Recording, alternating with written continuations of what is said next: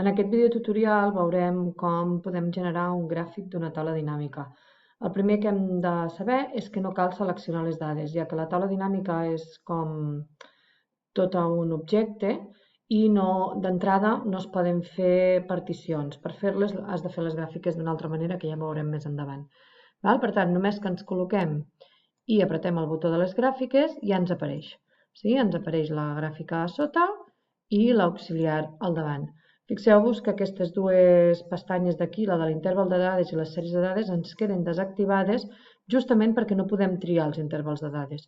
Quan volem fer un gràfic d'una taula dinàmica directament, les dades són de tota la taula i ell ja sap si les sèries estan en columnes, en files, no es pot canviar res d'això.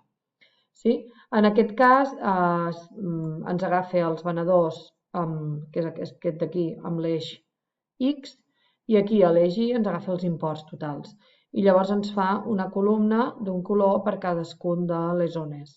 Zona centre, zona est i tal. Farem un gràfic apilat, que per aquest tipus de dades potser es veu una mica més bé, en el qual el funcionament és el mateix, el que passa és que en comptes de tenir barretes petites, arriba fins on arriba cadascuna de les zones. Es van sumant. I d'aquesta manera sabem que el venedor 3 és el que més ha vengut i a més ha venut més perquè ha venut sobretot a la zona nord. Ha fet una venda molt gran. Podríem ficar-li aparença 3D o no.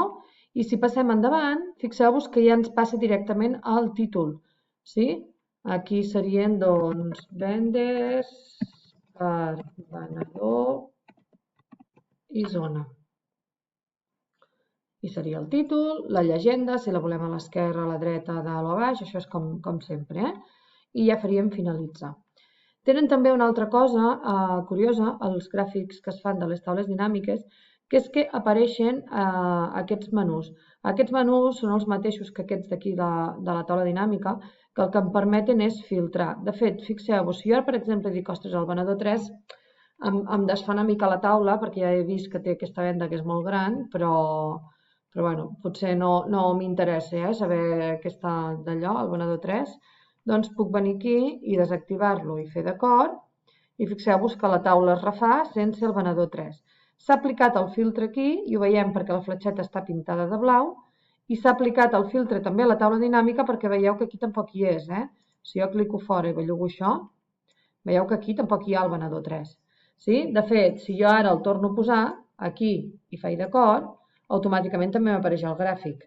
Per tant, estan totalment enllaçats el gràfic amb la taula dinàmica. Amb la zona exactament el mateix. Això d'aquí serveix per filtrar i dir-li que no vols alguna zona. Si, per exemple, no vols la zona nord, que és la que té la venda més gran i més ho veurem, si fem d'acord, doncs es veuen totes les vendes excepte la de la zona nord. I veieu, i aquí també ens ha desaparegut la zona nord. Per tant, podem bellugar-ho des d'un costat o de l'altre. A partir d'aquí la resta de coses es fan com qualsevol gràfic. Si vols afegir etiquetes, la línia, modificar el pla lateral, modificar el fons, es faria de la mateixa manera que amb qualsevol gràfic. I això és tot.